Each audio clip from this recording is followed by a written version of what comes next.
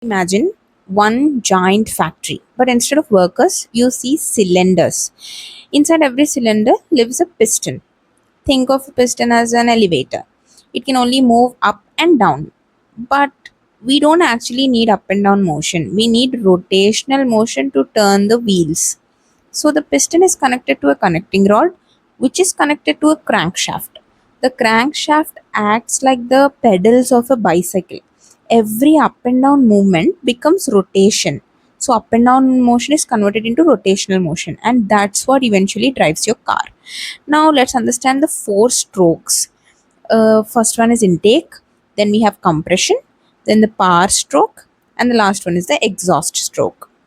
Let's start with the intake stroke. Now imagine the piston has reached the top. Suddenly the intake valve opens. Fresh air and fuel rush into the cylinder. Piston moves downwards to create space, just like a syringe. It is like pulling back a syringe. The cylinder is now full. Coming on to the compression stroke, intake valve closes, piston moves upwards, and it squeezes everything into tiny space because compressed fuel releases much more energy when it burns. You can think of it as compressing a spring. If you compress a spring, like the more you compress a spring, the more energy it can release. And coming on to the third stroke, which is the power stroke, in the petrol engine, there is a spark plug, and in the diesel engine, there is no spark plug. That's what you need to remember. In petrol engine, the spark plug creates a tiny spark, and the compressed mixture burns instantly.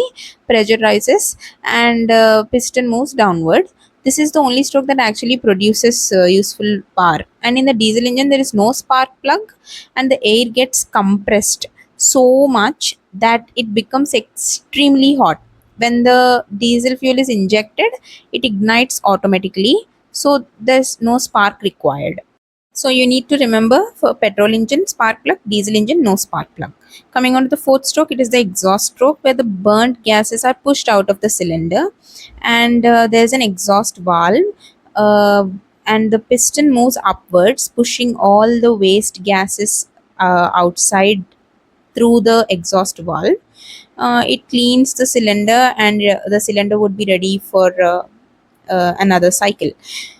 Now, let's talk about the supporting team. And by supporting team, I mean camshaft and timing belt or timing chain.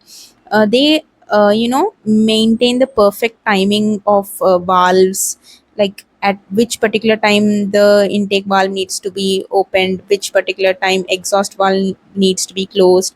Almost every timing belt and timing chain keeps the camshaft and crankshaft synchronized. Now, timing would be disturbed if this supporting team doesn't work properly, and the entire engine would not run properly. Now, let's talk about why IC engine is known as internal engine. It is because it all of this happens inside the cylinder.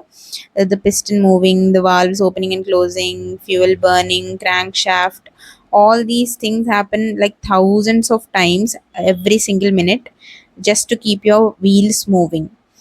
Now, to summarize everything: cylinder, factory; piston is an elevator; crankshaft like bicycle pedals; camshaft is like a manager; valves are like doors; combustion is like a tiny explosion; exhaust is like a cleaning crew.